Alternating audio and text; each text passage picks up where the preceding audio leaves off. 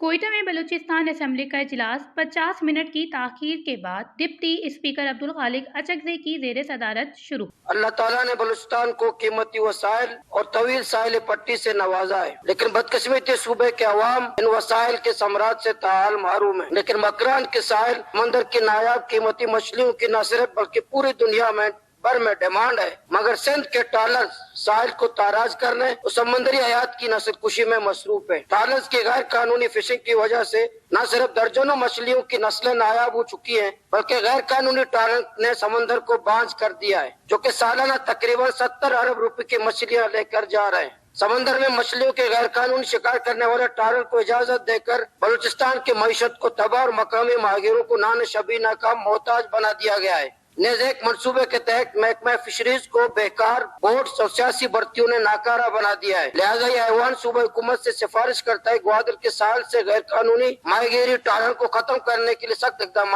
उठाए और अवाम दुश्मन अमल में मुलव्वस अनासर और सरकारी अफसरान के खिलाफ बिला इम्तियाज कार्रवाई की जाए। नेज़ हुकूमत माहीगीरों के माश को बचाने के लिए बलूचिस्तान के साल के तहफ़्फ़ुज़ के लिए हर मुमकिन इकदाम उठाने को यकीनी बनाए। इन जालिम टालर्स की वजह से हमारे 12 से 15 मछलियों की नस्ल खत्म हो चुकी है। जो मछलियां हम देखते थे उनकी नस्लें बिल्कुल नायाब हो चुकी है। तकरीबन ये 12 से 15 मछलियां जिसकी नस्ल खत्म हो चुकी है इन टालर्स की वजह से। ब्रीफिंग में मैं भी था, वज़ीर आला साहब भी थे, उन्होंने खुद फिशरीज ने ये ब्रीफिंग दी कि 70 से 80 अरब रुपए की मछलियां चोरी करके ले जाते हैं। फिशरीज एक्ट में समंदर का एक जाल का एक साइज है, ये जाल आप इस्तेमाल कर सकते हैं और फिलहाल जाल आप इस्तेमाल नहीं कर सकते, लेकिन ये जालिम समंदर को झाड़ू देते हैं। हजारों की तादाद में ये सिंध के टालर्स मौजूद हैं। इनकी सरपरस्ती ज़ाहिर है फिशरीज के अफसरान करते हैं, हमारे वफाकी इदारे भी इनकी सरपरस्ती करते हैं। इसलिए हमारी गुजारिश है, क्योंकि हम वहाँ माहीगीर तबाहाल हैं, वहाँ के माहीगीरों के माश के कत्लेआम हो रहा है, नान शबीना का मोहताज बन रहे, वो फ्यूल उनके मखरूज हो चुके हैं, हमारा समंदर ताराज हो चुका है। इन जालिमों जो इलीगल फिशिंग करते हैं, समंदर को ताराज करते हैं, इन टालरों के खिलाफ सख्त इकदाम उठाए जाएं। लेकिन वजीर आला साहब की बात फिशरीज वाले मानने के लिए तैयार नहीं है। वज़ीर आला साहब ने सख्त बातें मेरे सामने की है, लेकिन उनके अहकामात के बाद टालर ज्यादा होते हैं, कम नहीं हो रहे। है कि ग्वादर के रोड बंद हो, ग्वादर के लोगों के मसाइल हल ना हो और वह करप्ट अफसरान की सरपरस्ती करे और वह अवामी नुमाइंदों को नजरअंदाज करके अपने दोस्तों के जरिए फैसला करे।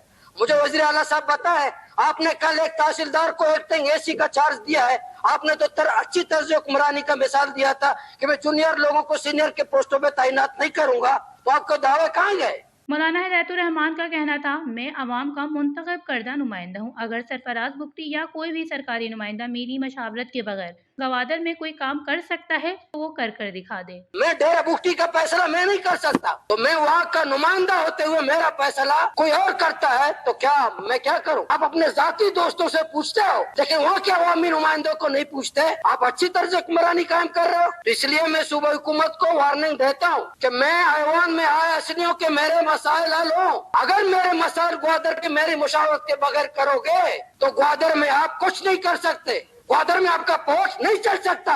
अगर मेरी मुशावरत के बगैर, मैं वहाँ को नुमाइंदा हूँ, वहाँ की आवाज हूँ।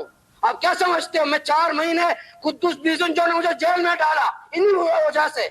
आपको भी शौक है जेल में डालने का, सो बिस्मिल्लाह डाल दो जेल में, लेकिन वहाँ के फैसले वहाँ के अवामी नुमाइंदे के बगैर मैं कबूल नहीं करूंगा।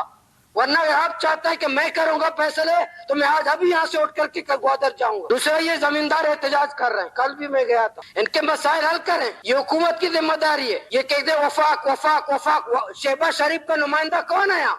वफाक के अगर मुस्तलक मसाइल हैं, उनके यहाँ की सूबा हुकूमत मसाइल हल करे।